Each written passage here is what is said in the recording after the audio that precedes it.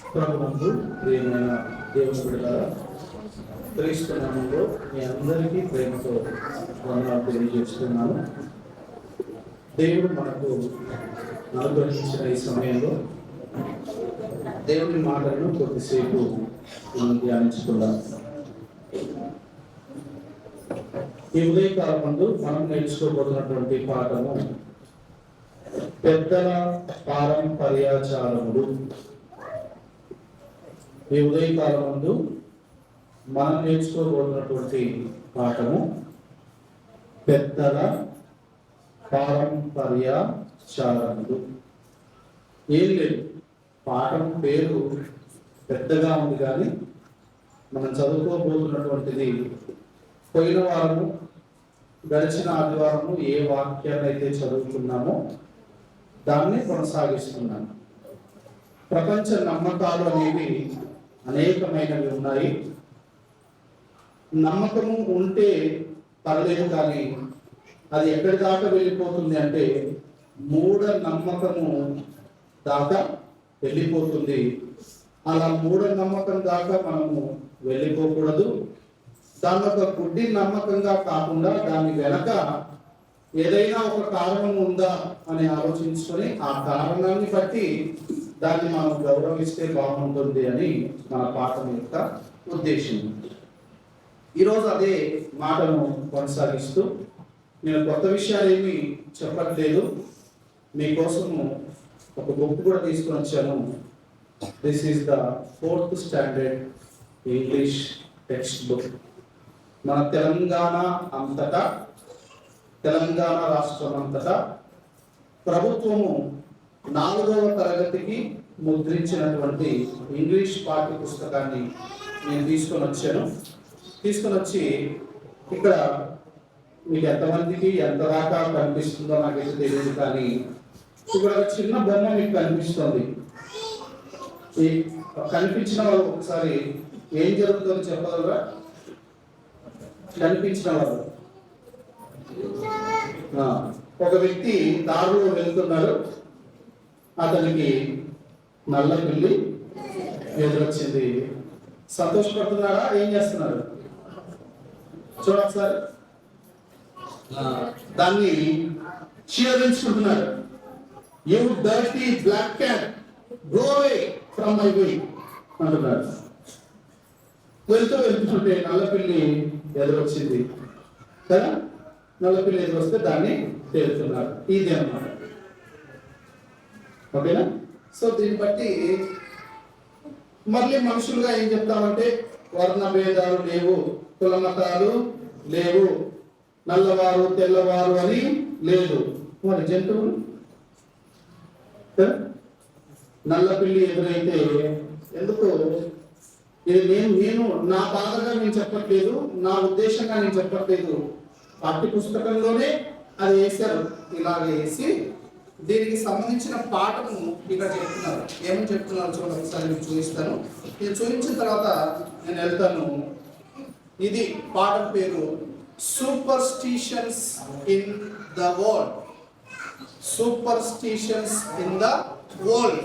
ఇది నేను పెట్టిన పేరు కాదు, పెద్దల పారంపర్యాచారం అని నేను ఇప్పుడు మీకు చెప్పాను. కానీ ఈ సూపర్స్టిషన్స్ ఇన్ ద వరల్డ్ అనేది మాత్రం, అరౌండ్ ద వరల్డ్ అనేది మాత్రం ఈ పాఠం పేరు నేనైతే పెట్టలేదు. ఇది తెలంగాణ ప్రభుత్వమే రాష్ట్రం అంతటా తెలుసుకోవాలి. ఏం తెలుసుకోవాలి? ఇక్కడ రెండు ఇచ్చాడు. ఏమి ఇచ్చాడు? మొదటిది, ఒక అతను నిచ్చెన దగ్గరికి వెళ్తున్నాడు. నిచ్చెన దగ్గరికి వెళ్తే ఏంటి అంటే అలా కాదు. నిచ్చెన ఇలా ఉందనుకోండి, కొన్ని దేశాల్లో ఈ నిచ్చెన కింద ఇలా వెళ్ళకూడదు. కొన్ని దేశాల్లో నిచ్చెన ఇలా ఉన్నప్పుడు గోడకు ఆ నిచ్చెన కింద వెళ్ళకూడదు. ఆ నిచ్చెన కింద వెళ్తే కనుక ఏదైనా ఒక అరిష్టము జరుగుతుంది. దాని కింద రెండోది ఏమిచ్చాడు? ఒక ఆమె ఇంటి వెలుగు కొరకు ఒక దీపాన్ని అంటించింది. అది అనుకునే రీతిగా ఏమైంది? ఆరిపోయింది. ఆరిపోగానే ఆమె అంటుంది, ఓ నో, ఇలా జరగకూడదు అంటుంది. అలా జరగకూడదు అంటే ఏముండకూడదు? వాతావరణంలో గాలి ఉండకూడదు, ఆ గాలిలో కార్బన్ డైఆక్సైడ్ ఉండకూడదు. వాతావరణంలో గాలి ఉండకూడదు. ఆ గాలిలో ఏముండకూడదు? కార్బన్ డైఆక్సైడ్ ఉండకపోతే నీవు అంటించిన దీపము 100 సంవత్సరాలు కాదు కదా, 200 సంవత్సరాలు అలాగే ఉంటుంది. కానీ చెట్టు బతకాలంటే కార్బన్ డైఆక్సైడ్ కావాలి కదా, మనం బతకాలి అంటే ఆక్సిజన్ కావాలి కదా. మరి గాల్లో అటు ఇటు తిరుగుతున్నప్పుడు ఒకటేమో ఆర్పేస్తుంది, ఇంకొకటేమో మండిస్తుంది. వాటి గుణాలు వాటివే, వాటి పని అదే. కాబట్టి దీపము ఆరిపోతే కూడా దాన్ని ఒక అరిష్టంగా భావించేటువంటి దేశాలు ఉన్నాయి అని. ఆ తర్వాత ఇంకా చూడండి ఏంటా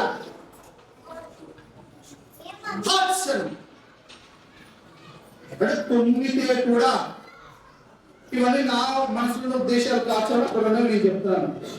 తుమ్మితే కూడా ఆ తుమ్మిన దాన్ని కూడా ఏ విధంగా భావిస్తున్నారు? దాన్ని ఒక దరిద్రంగా అరిష్టంగా భావిస్తున్నారు. ఇంత చిన్న చిన్న చిన్న వాటి మీద మన జీవితాలు ఆధారపడి ఉన్నాయి. ఒక నిచ్చెన మీద మన జీవితాలు ఆధారపడి ఉన్నాయా? ఒక నల్ల పిల్లి మీద మన జీవితాలు ఆధారపడి ఉన్నాయా? ఒక దీపము వెలగటము ఆరిపోవటం మీద మన జీవితాలు ఆధారపడి ఉన్నాయా? కదా, ఇవన్నీ ఆలోచించే రాష్ట్ర ప్రభుత్వం రాష్ట్రమంతటా ఇవి తెలుసుకోవాలి అని పాఠంలో వాళ్ళే ఇవి ఇచ్చారు. దాన్నే మనం ఇప్పుడు దేవుని వాక్యంలో నుండి చదువుకోబోతున్నాం. ఇందాక మార్కు సువార్త 7వ అధ్యాయంలో కొన్ని మాటలు చదువుకున్నాం. యేసు శిష్యులు చేతులు కడుక్కొనకుండా భోజనం చేసినప్పుడు 4వ వచనం చూడండి.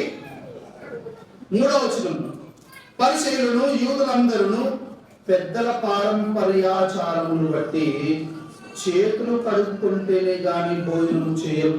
పెద్దల పారంపర్యాచారమును బట్టి చేతులు కడుక్కుంటేనే భోజనము చేయరు. పోయిన వారం చెప్పాను, చేతులు కడుక్కొని తినడం అనేది ఒక మంచి విషయం, అందులో చెడ్డ విషయం ఏమీ లేదు. కానీ కొన్ని మంచి విషయాలను కూడా మనం ఎక్కడి దాకా తీసుకెళ్తున్నాము అంటే, దేవుని కంటే, పోయిన వారు చెప్పాను, దేవుని కంటే దేవుని ప్రార్థన కంటే ఎక్కువగా భావిస్తున్నాను. పాత నిబంధనలో దేవుడు చెప్పాడు, ఏమని చెప్పాడంటే, మీరు శవాన్ని ముట్టినా సరే ఏం చేయాల్సిందే?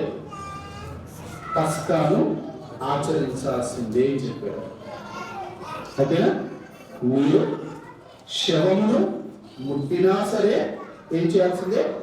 ప్రార్థనకు రావాలి, పస్కా ఆచరించాలి అని చెప్పాడు. కానీ కొంతమంది ఏం చేశారంటే, మా ఇంట్లో ఒక ఆయన చనిపోయాడు, ఆయన శవాన్ని మేము ముట్టాము, అందుకే మేము పండగకు రాలేదు, పస్కా ఆచరించలేదు అంటే, ఇక్కడ ఎందుకు చెప్తున్నాను ఈ మాటని అంటే, ఈ లోక ఆచారాన్ని బట్టి మనం దేన్ని అతిక్రమిస్తున్నామంటే దేవుని వాక్యాన్ని అతిక్రమిస్తున్నాం. ఈ లోకం వరకే ఉంటే సరిపోతుంది, కానీ ఈ లోక ఆచారాన్ని బట్టి దేన్ని అతిక్రమిస్తున్నాము? దేవుని వాక్యాన్ని అతిక్రమిస్తున్నాము. దేవుని గ్రంథంలో పురుషులకైతే స్త్రీలకు మీరేమనుకోరు అనేటువంటి ఉద్దేశంతో నేను ఈ మాట చెప్తున్నాను. ఒక చక్కటి సదుద్దేశంతోనే ఈ మాట నేను చెప్తున్నాను. మంత్రి సైకిల్ వచ్చినప్పుడు కొంతమంది దేవుని దగ్గరకు కూడా వెళ్ళకూడదు అంటారు. ఇలా అంటున్నాను, ఏమనుకోకండి. ఇవన్నీ కూడా నేను చెప్పిన అర్థమైంది కదా. అక్కడికి వెళ్ళకూడదు, ఇక్కడికి వెళ్ళకూడదు కదా, అది చేయకూడదు, ఇది చేయకూడదు. ఇలాంటివేవి కూడా పురుషుడైనను స్త్రీ అయినను హృదయం చక్కగా ఉంటే చాలు, హృదయంలో దేవుని వాక్యం నింపబడితే చాలు, నీ హృదయంలో దేవుని యందు భయభక్తులు కలిగి ఉంటే చాలు, నీవు ఏ కార్యాన్నైనా ప్రార్థనతో ముందుకు తీసుకెళ్ళవచ్చు అని చెప్పడమే ఈ రోజు వాక్యం యొక్క ప్రధాన ఉద్దేశం. తిమోతికి రాయబడినటువంటి 2వ పత్రిక 2వ అధ్యాయము 12వ వచనంలో, తిమోతికి రాయబడినటువంటి 2వ పత్రిక 2వ అధ్యాయము 12వ వచనం, 2వ అధ్యాయము 12వ వచనం, సహించిన వారమైతే ఆయనతో కూడా ఏరుదుము, ఆయనను ఎరుగమంటే మనలను ఆయన ఎరుగను అని అనును. ఒకవేళ మనము సహించితే గనక దేవునితో కూడా ఏరుతాం. తాడుకు నల్లదారం కట్టుకోవాల్సిందే, ఇంతే. కట్టుకోకపోతే ఏమవుతుందో నేను చెప్తాను చదువు. కట్టుకోకపోతే దిష్టి తగులుతుంది. దిష్టి తగలడం వల్ల జ్వరము వస్తుంది. రాత్రి కుమార్ వచ్చాడా ప్రార్థనకి? కుమార్ వెరీ రాత్రి ప్రార్థనలో కుమారు ముసుకేసుకొని పడుకున్నాడు. ఎందుకు అంటే జ్వరం వచ్చింది అని. అంతే. ఒక 2 రోజులు ముసుకేసుకొని పడుకుంటారు. దేవుని సేవకుని పిలిపించుకొని ప్రార్థన చేయించుకోండి, లేదా మీరే దృఢ విశ్వాసంతో ప్రార్థన చేసుకోండి. 2 రోజులకు ఆ జ్వరము పోతుంది. నల్లదారం లేకపోతే ఇంతే జరుగుతుంది. ఒకవేళ మీ చేతులతో మీ కాళ్ళతో నల్లదారము ఉంటే గనక దేవుడు అంటున్నాడు ఆయనను ఎరుగమంటే మనలను ఆయన ఎరుగను అనును. మనలను ఆయన ఎరుగను అని అనును. మీ అందరికీ 23వ కీర్తన బాగా తెలుసు. 23వ కీర్తన మీ అందరికీ బాగా తెలుసు. ఆ 23వ కీర్తనలో ఒక మాట ఉంటుంది, గాఢాంధకారపు లోయలో నేను సంచరించినను ఏ అపాయమునకు భయపడను. గాఢాంధకారపు లోయలో నేను సంచరించినను ఏ అపాయమునకు భయపడను. నాలాంటి సేవకుడు ఈ మాట చెబితే మీలాంటి వారు మీలో ఒకరు ఏమన్నారంట తెలుసా? మంచిదయ్యా, గాఢాంధకారపు లోయలో సంచరించినను నేను భయపడను అని చెప్తున్నావు, బానే ఉంది. అసలు ఆ గాఢాంధకారపు లోయ దగ్గరకు ఎందుకు వెళ్తావు? వెళ్ళాల్సిన పని ఉంది, చక్కగా ఇంట్లో ఉండు అన్నాడు. అర్థమవుతుందా? అంటే అక్కడ భక్తుడు ఏంటంటే దేవుని మీద తనకున్నటువంటి నమ్మకంతో, దృఢమైనటువంటి విశ్వాసంతో నేను ముందుకెళ్తాను అని అర్థం. అంతేగాని నేను గాఢాంధకారపు లోయలోకి వెళ్తాను అని కాదు. దేవుడు నా పక్షమున ఉండగా నాకు విరోధి ఎవడు?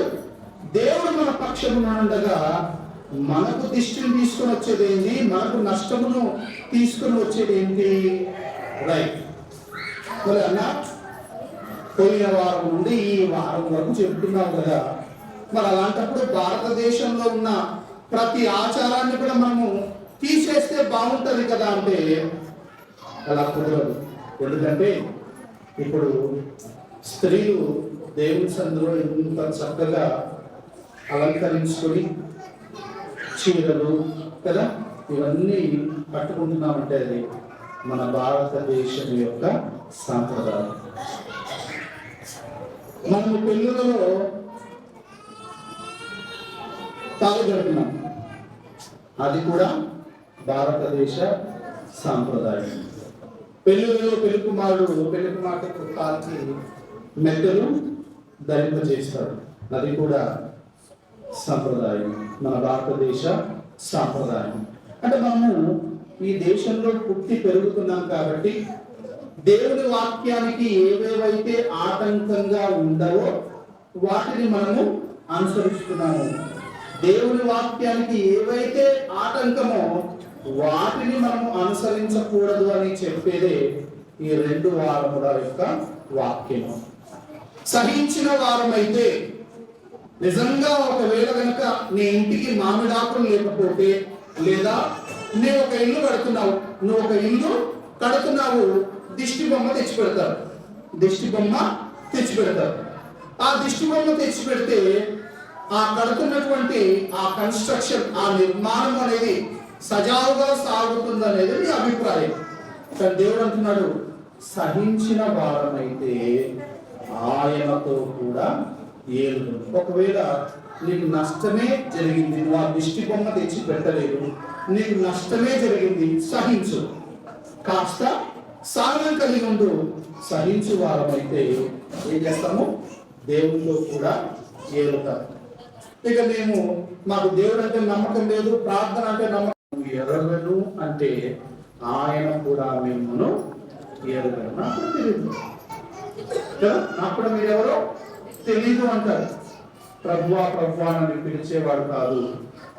ఉన్నాడు, ఆయన నాకు తోడుగా ఉన్నాడు కాబట్టి నేను ఎక్కడ తిరిగినను, ఎక్కడ సంచరించినను, ఏం చేసినను ఆయన నన్ను కాపాడుతున్నటువంటి ధైర్యం, ఆ ధైర్యం ఇప్పుడు మనలో ఉందా? ఇప్పుడు మన నమ్మకాలు, మన ఆలోచనలు అన్ని కూడా పోయిన వారు చెప్పారు కదా, ఒక ఆకు ఒక్క పేరు మీదే ఆధారపడి ఉన్నాయి. ఆకు ఒక్క పేరు మీదే. ఇంకా పసుపు కొమ్మ లేకపోతే ఇంకా యుద్ధాలే జరుగుతాయేమో. ఇప్పుడిప్పుడు కాస్త తగ్గిందేమో కానీ ఒకప్పుడు పసుపు కొమ్ము లేకపోతే కనుక పెద్ద పెద్ద యుద్ధాలే తేవలసిందే, ఉండవలసిందే. ఆయన దగ్గరికి వెళ్ళిపోతున్నాము. అలా మాట్లాడుతున్నప్పుడు దేవుని వాక్యానికి మనం ఇచ్చేటువంటి విలువ ఏంటి అనేది ఈరోజు మనము నేర్చుకోబోతున్నటువంటిది. ద్వితీయోపదేశ కాండము 13వ అధ్యాయానికి ఒకసారి వద్దాము. ద్వితీయోపదేశ కాండము 13వ అధ్యాయము, ద్వితీయోపదేశ కాండము 13వ అధ్యాయంలో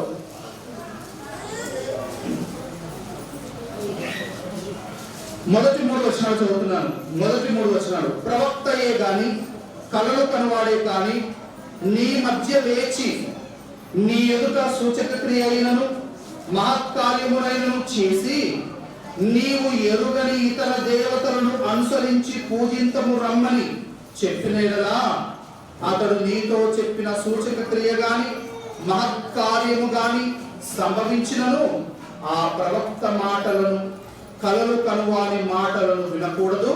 ఎలైనగా మీరు మీ దేవుడైన యెహోవాను మీ పూర్ణ హృదయముతోను మీ పూర్ణ ఆత్మతోను ప్రేమించుచున్నారో లేదో తెలుసుకొనుటకు మీ దేవుడైన యెహోవా మిమ్మల్ని పరీక్షించుచున్నాడు. మనకు దేవుడి మీద ఎంత లోతైనటువంటి విశ్వాసం ఉందో తెలుసుకోవడానికి కూడా అప్పుడప్పుడు మన జీవితంలో ఏమొస్తూ పోతూ ఉంటాయంటే శోధనలు వస్తూ పోతూ ఉంటాయి మన జీవితంలో. ఆ శోధనలు వస్తూ ఉంటాయి, పోతూ ఉంటాయి. నెక్స్ట్ మాట మనం చదువుకుంటాము. ఆ శోధనలు వస్తూ ఉంటాయి, పోతూ ఉంటాయి. ఆ వస్తూ పోతున్న వాటి మీద నీ దృష్టి ఉంచక దేవుని మీదే నీ దృష్టి ఉంచు. ఒకవేళ ఎవరైనా మీ మధ్యలో లేచి ఇదిగో మీరు ఇలా చేయకపోతే, మీరు ఇలా కనుక చేయకపోతే, మీరు సాయంకాలం సూర్యుడు మునిగేలోపు పందిరి గనక విప్పకపోతే ఏమైంది? చెప్పండి. సాయంకాలము సూర్యుడు మునిగేలోపు మీరు పందిరి తీయకపోతే ఏమవుతుందో తెలుసా అని మిమ్మల్ని అడుగుతున్నాను. అదే మాట నన్ను అడిగితే నేను చెప్తాను, ఆ పందిరి అలాగే ఉంటుంది, ఏమీ కాదు, అంతకుమించి ఏం జరగదు. మీ ఇంటి ముందర పందిరి ఎన్ని రోజులు ఉంచితే అన్ని రోజులు అలాగే ఉంటుంది. కానీ పొద్దు కుంగిన తర్వాత తీసిన లాభం లేదు, పొద్దు కుంగక ముందు తీసిన లాభము లేదు. కానీ మనం భారతదేశంలో బ్రతుకుతున్నాం కాబట్టి కొన్నింటిని మనం దృష్టిలో ఉంచుకొని, సరే చీకటి పడే వరకు ఎందుకు కదా, వెలుగుండగానే కొన్ని పనులను సర్దేసుకుందాము అనేటువంటి ఉద్దేశంతో ముందుకెళ్తే బాగుంటుంది. కానీ అమ్మమ్మ ఇంకా సూర్యుడు మునిగిన తర్వాత పందిరిస్తే ఎలా అని మాట్లాడితే దేవుని వాక్యానికి విలువ ఇచ్చినటువంటి వారము కాదు. దేవుని వాక్యం మొదట దేవుని వాక్యము, దేవునికి ప్రార్థన, ఆ తర్వాత నువ్వు ఎంత చేసుకుంటావో చేసుకో, నువ్వు ఎంత దూరం వెళ్ళి చేసుకుంటావో నువ్వు చేసుకో. మొదట మాత్రం మనము దేవుని వాక్యానికి, ప్రార్థనకు విలువనిచ్చేటువంటి వారంగా ఉంటే అప్పుడు దేవుడు కూడా మనల్ని కూడా ఎస్ ఐ నో యూ, మీరు నాకు తెలుసు అని అంటాడు. లేకపోతే ఆయన కూడా నాకు తెలియదు కదా. పెద్దల పారంపర్యాచారాన్ని బట్టి నువ్వు వెళ్ళిపోతూ ఉంటే, దేవుని వాక్యానికి విలువ ఇవ్వకుండా, దేవుని వాక్యానికి ప్రాముఖ్యత ఇవ్వకుండా నీవుంటే దేవుడు నిన్ను ఎలా తెలుసు నాకు అని అంటాడు. మార్కు సువార్త 7వ అధ్యాయము, మార్కు సువార్త 7వ అధ్యాయము 7-8 వచనాలు. మార్కు సువార్త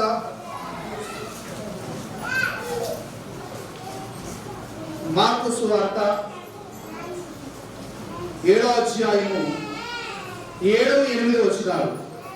మానవులు కల్పించిన పద్ధతులు దేవోపదేశములని బోధించుచు నన్ను వ్యర్థముగా ఆరాధించుదు అని రాయబడినట్టు, వేషధారులైన మిమ్మల్ని గూర్చి యెషయా ప్రవచించినది సరియే. మీరు దేవుని ఆజ్ఞను విడిచిపెట్టి మనుష్యుల పారంపర్యాచారమును గైకొనుచున్నారు, మరియు మీరు మీ పారంపర్యాచారమును గైకొనుటకు దేవుని ఆజ్ఞను బొత్తిగా నిరాకరించుదురు. మీ పెద్దల పారంపర్యాచారమును ఆచరించడానికి మీరు ఏం చేస్తారట? దేవుని వాక్యమును బొత్తిగా నిరాకరించుదురు. ఇప్పుడు నేను చెప్పబోయే ఉదాహరణ జాగ్రత్తగా వినండి.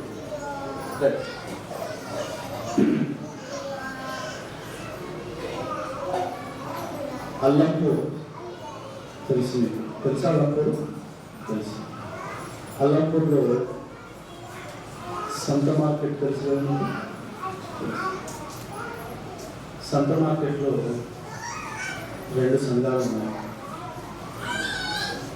ఒకటి క్రీస్తు సంఘము, ఇంకొకటి క్రిస్టియన్ అసెంబ్లీ. క్రీస్తు సంఘములో ప్రతి ఆదివారము ఉదయం రొట్టె ద్రాక్షరసం ఇస్తారు, రాత్రి రొట్టె ద్రాక్షరసము ఇస్తారు. క్రిస్టియన్ అసెంబ్లీలో ఉదయం మాత్రమే రొట్టె ద్రాక్షరసం ఇస్తారు, రాత్రి ఇవ్వరు. ఎందుకు?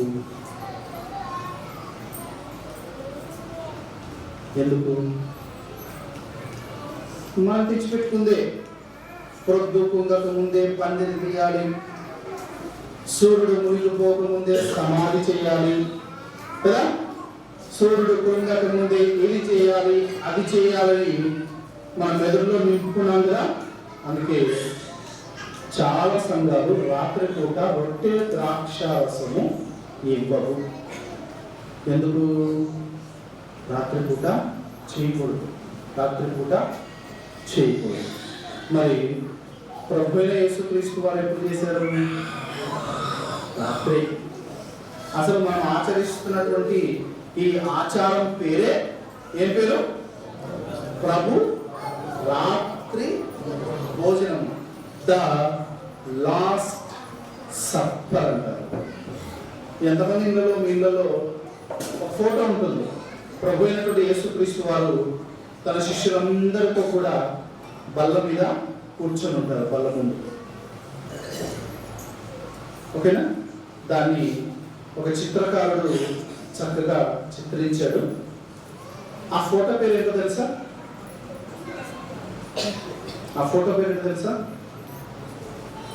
ద లాస్ట్ సప్పర్ అంటారు. The last supper. సప్పర్ అంటేనే రాత్రి భోజనం. డిన్నర్ అన్నా, సప్పర్ అన్నా రాత్రి భోజనాన్ని అంటారు. ప్రభు అయినటువంటి యేసుక్రీస్తు వారు దేవుని గ్రంథంలో the last supper, he observed the last supper, ఆయనే ప్రభు రాత్రి భోజనాన్ని రాత్రిపూట ఆచరించాడు. కానీ మన భారతదేశంలో చాలా సంఘాల్లో ఇప్పటికీ కూడా ఏం చేస్తున్నారంటే రాత్రిపూట రొట్టె ద్రాక్షరసాన్ని ఇవ్వరు. కారణం ఏంటంటే మీరు మీ పెద్దల పారంపర్యాచారమును బట్టి దేవుని వాక్యమును పూర్తిగా నిరాకరించుదురు. అంటే కొన్ని మన మెదడులలో కొన్ని పారంపర్యాచారాలు, కొన్ని ఆచారాలను మనం మనసులో పెట్టుకుని అవి ఎంత దాకా తీసుకెళ్తున్నామంటే దేవుని వాక్యాన్ని కూడా నిరాకరించేంత దాకా వెళ్తున్నాం. అయ్యా గుడిపాడు నుంచి వచ్చారు, ఉన్నారా? అయ్యా ఏం పేరు మీ పేరు? జీవన్ గారు, కూర్చుని పర్లేదు. జీవన్ గారు, మీ దగ్గర 2 పూటలు ఇస్తారా? అంటే రాత్రి ప్రార్థన జరగదా? జరిగినా ఇవ్వరా? జరుగుతుంది, ఇవ్వరు. కారణం తెలుసుకోవచ్చా?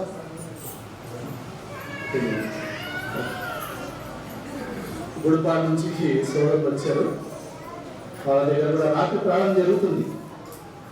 రాత్రి ప్రార్థన కూడా ఉంటుందా ఆదివారం? కానీ పెట్టే ద్రాక్షరసము ఇవ్వరు. కారణాలు చాలా ఉంటాయి, ఒకే కారణం అని మనం అనుకోకూడదు. ఎందుకంటే కొన్ని చోట్ల మేము కూడా సంతమానికి ఏమవుతున్నామంటే మనం కూడా ఇప్పటి నుంచి రాత్రి ఇవ్వకూడదు. ఎందుకు ఇవ్వకూడదు అంటే అందరు ఉదయమే ప్రార్థనకు రావాలి. కొంతమంది రాత్రి ప్రార్థన ఉంది, రాత్రి కూడా పెట్టే ద్రాక్షరసం ఇస్తారని చెప్పేసి ఉదయము మానేస్తున్నారు. మనం కూడా అలా చేద్దామా అని ఒకసారి ఆలోచన వచ్చింది మాకు కూడా. అలాంటి ఉద్దేశాలు కూడా కొన్ని ఉండొచ్చేమో. కానీ కొన్ని సంఘాలు మాత్రము రాత్రిపూట ఇవ్వకూడదు, అలా చేయకూడదు. అది ఎంతో పవిత్రమైంది. దీన్ని రాత్రిపూట మనం రాత్రి వారమా, మనం చీకటి వారమా, మనం పగటి వారము? మనం పగటి వారము అని చెప్పింది ఈ పగలు కాదమ్మా, ఈ పగలు కాదు. ఈ పగలు హృదయంలో వెలుగు, హృదయంలో వాక్యపు వెలుగు ఉండాలి. క్రీస్తు జన్మించే లోకాన అందరికీ, క్రీస్తు ఉదయించే హృదయాన ఎందరికీ. క్రీస్తు జన్మించే లోకాన అందరికీ, అందరి కొరకు ఆయన పుట్టాడు. క్రీస్తు ఉదయించే హృదయాన ఎందరికీ. ఎంతమంది హృదయాల్లో యేసు క్రీస్తు పుట్టాడు? ఆయన ఈ లోకంలో పుట్టాడు, అది కరెక్టే. కానీ ఎంతమంది హృదయాల్లోకి ఆయన వచ్చాడు అనేది ప్రాముఖ్యం. అలాగా కొన్ని ఏం చేస్తున్నామంటే పెద్దల పారంపర్యాచారము మనకి ఎక్కడ దాకా తీసుకొస్తున్నామంటే సరాసరి సంఘం దాకా తీసుకొస్తున్నాము, దేవుని వాక్యం దాకా తీసుకొస్తున్నాము. మీరు మీ పెద్దల పారంపర్యాచారమును బట్టి దేవుని వాక్యము ఎందుకు పూర్తిగా నిరాకరించదు? ఒకవేళ మీ సంఘంలో అనుకున్న రీతిగా కుమారుడు నిన్న రాత్రి అయితే లేవలేని స్థితిలో ఉన్నాడు, ఇప్పుడు చక్కగా వచ్చాడు. ఒకవేళ ఉదయం ఆదివారం ఉదయము నువ్వు లేవలేని స్థితిలో ఉన్నావేమో, ప్రార్థనకు వెళ్ళలేని స్థితిలో ఉన్నావేమో, మధ్యాహ్నం అంతా సాయంకాలం అంతా నీకు బాగైందేమో, రాత్రి ప్రార్థనకి వెళ్ళి రొట్టె ద్రాక్షరసం తీసుకోవాలనుకున్నావేమో.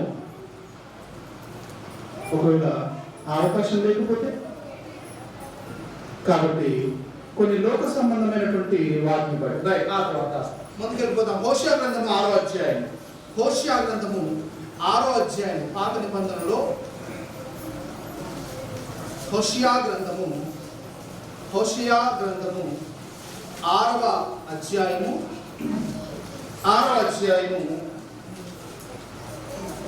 మొదటి మూడు వచనాలు.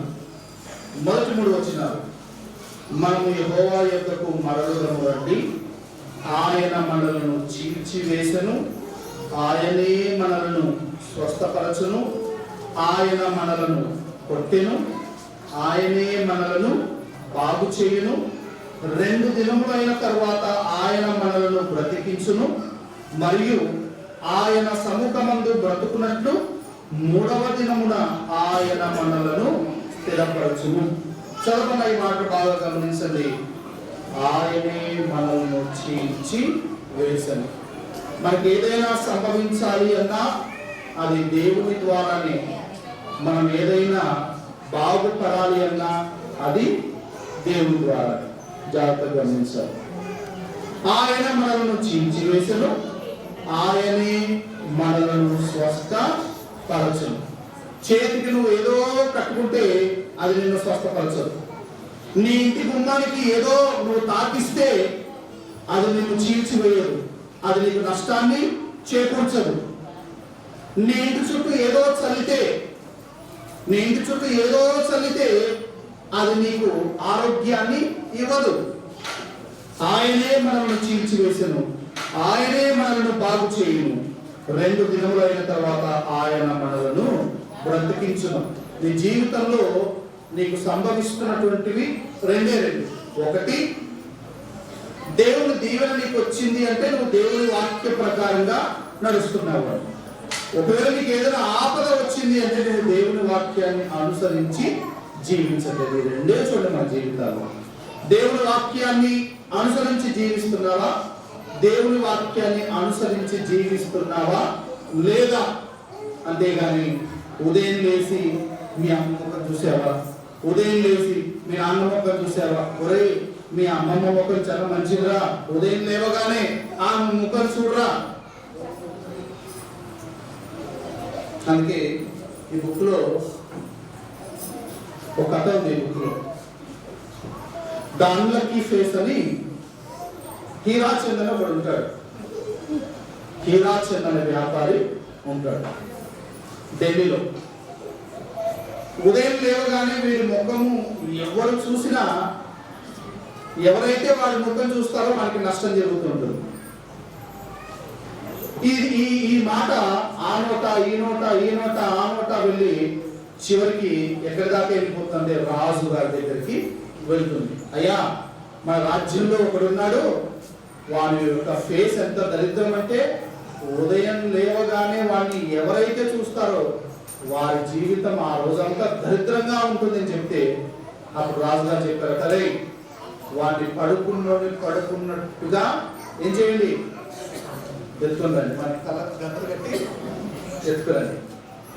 ఎందుకంటే నేను వాడిని ఫస్ట్ చూడాలి, వాడు నన్ను ఫస్ట్ చూడాలి అంటే సైనికులు వాడిని ఎత్తుకొని వస్తారు.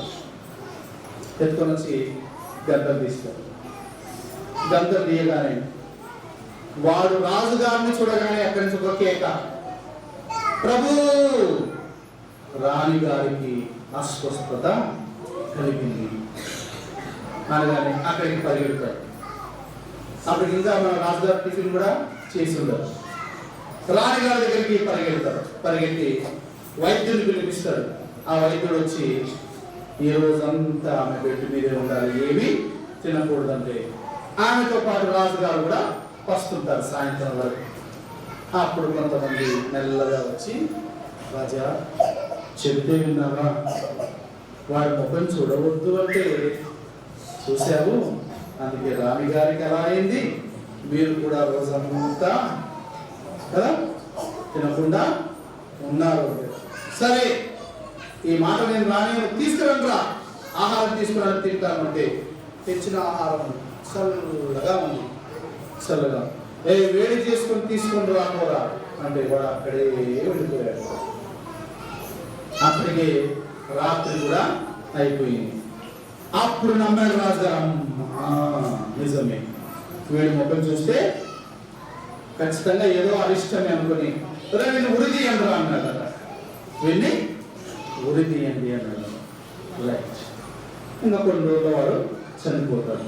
ఇప్పుడు జరిగిన విషయం, వాడు రాజుగారి దగ్గర నేను ఒక్కటే మాట మాట్లాడతాను, మీతో నేను ఒకే మాట మాట్లాడతాను.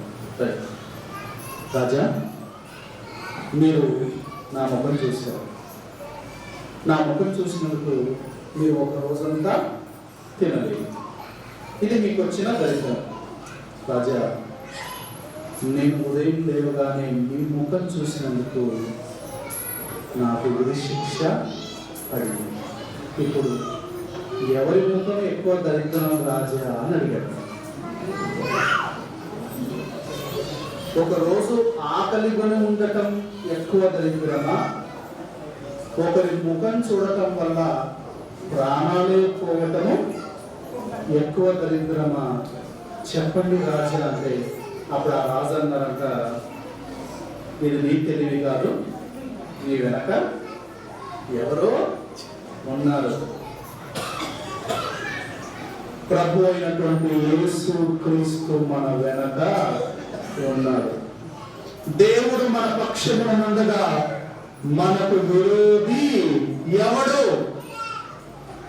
దేవుడు మన పక్షమున ఉండగా మనకు విరోధి ఎవడు? యోగ గ్రంథంలో, కీర్తన గ్రంథంలో ఉంటుంది, క్షామకాలమున మరణము నుండి, యుద్ధ దినమున ఖడ్గము నుండి తప్పించువాడు ఆయనే. క్షామము కలిగిందా, కరువు సంభవించిందా, మరణము నుండి ఆయన నిన్ను తప్పిస్తాడు. యుద్ధము సంభవిస్తుందా, ఖడ్గం నుండి ఆయన నిన్ను తప్పిస్తాడు. దేవుడు మన పక్షంలో ఉండగా మనకు విరోధి ఎవరు? ఇద్దరు రాజులు ఉన్నారు. ఒకడేమో ఆహాబు, ఇంకొకడేమో యెహోషాపాతు. వీరిద్దరు యుద్ధానికి వెళ్ళారు. యుద్ధానికి వెళ్తే యెహోషాపాతు రాజేమో రాజు వస్త్రాల్లో ఉన్నాడు. ఆహాబు రాజేమో సాధారణ సైనికుడిలాగా ఉన్నాడు. ఇప్పుడు అవతల సైన్యము యువతల ఎవరిని చంపితే విజయము? రాజును చంపితే విజయము. అప్పుడు ఒకడు ఏం చేశాడట? బాణం తీసుకొని, విల్లు తీసుకొని గురి చూడకుండా ఒక బాణం వేశాడు. వేస్తే ఏమైనా ఆ బాణము సరాసరి ఆహాబు రాజు, దేవునికి వ్యతిరేకుడు, ఈ ఆహాబు రాజుకు వచ్చి కూర్చుకున్నాడు. ఆ బాణం తగిలి వాడు చచ్చాడు. చూడండి, అంటే ఎక్కడో గాల్లో లేచిన బాణము సరాసరి ఎవరికి వచ్చి తగిలిందట? ఆహాబు రాజుకు వచ్చి తగిలింది. ఎందుకంటే వాడు దుష్టుడు, నాబోతు యొక్క ద్రాక్ష తోటను అన్యాయంగా లాక్కున్నవాడు, నాబోతుకు అన్యాయము చేసినటువంటి వాడు. కాబట్టి దేవుడు మన పక్షంలో ఉండగా మనకు విరోధి ఎవరయ్యా? దేవుని మీద భారం వేసి ముందుకెళ్లకుండా దేని మీదో భారం వేసి ముందుకెళ్తున్నాం. దేని మీదో వెతుకుంటున్నాం. అడ్డదారులు వెతుకుంటున్నాం. అడ్డదారులు అంటే గుర్తొస్తుంది, అడ్డదారులు వెతుకుంటున్నాం అంటే గుర్తొస్తుంది. ఒకసారి పెద్దలు అన్నారు కదా, ఒకసారి ఆయన గుర్తు చేసుకుందాం. ఒకసారి మా దైవజనుడు రాజస్థాన్కి వెళ్తున్నారు సేవకులు. రాజస్థాన్ అప్పుడు అజయ్ సారు, విక్టర్ సారు, తర్వాత మన గణేష్ సార్, ఈ ముగ్గురు వీరితో పాటు దొరగారు కారులో రాజస్థాన్కు సేవకు వెళ్తున్నారు. ఎడారి ప్రాంతంలో వెళ్తుంటే ఒక చోట నీళ్ళ కోసం ఆగితే కొందరు స్త్రీలు నడుమున కడవ పెట్టుకొని వస్తుంటే ఈ నలుగురు ఆ స్త్రీల వైపు చూస్తున్నారు. ఎవరా నలుగురు? దొరగారు, విక్టర్ సార్ గారు, అజయ్ సార్ గారు, మన అయ్య గారు కూడా ఆ స్త్రీల వైపు చూస్తున్నారు. చూస్తుంటే అప్పుడు దొరగారు అడిగారట, ఏం విక్టర్, ఏమి ఆశగా ఆ అమ్మాయిల వైపు చూస్తున్నాడు? లేదు, నేను చూడట్లేదు.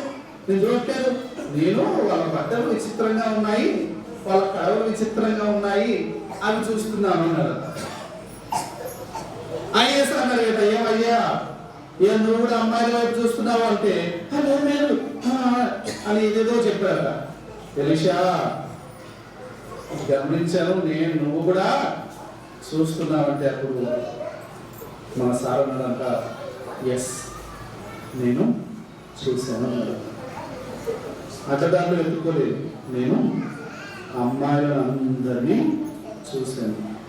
చూసి నాకేమనిపించిందంటే, వీళ్ళలో ఎవ్వరు నా భార్య అంత అందంగా లేరని నాకు అనిపించింది అని చెప్పాడు. చెప్పండి మరి ఎట్లా చెప్పాడు, గుర్తుందా? చాలా సార్ కదా. అడ్డదారులు వెతుక్కోకండి.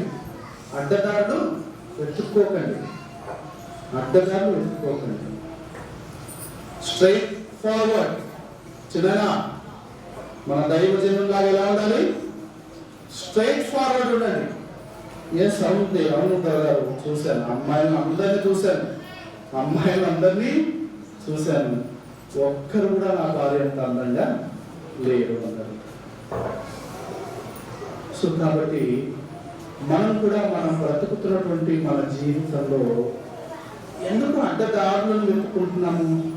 కొన్ని కారణాలను ఎందుకు వెతుక్కుంటున్నాము? దేవునికి దూరమయ్యేటువంటి వాటిని ఎందుకు మనం వెతుక్కుంటున్నాము? ప్రార్థనకి ఎందుకు రాలేదు అంటే జ్వరం వచ్చింది. ప్రార్థనకి ఎందుకు రాలేదు అంటే స్నానం చేయలేదు.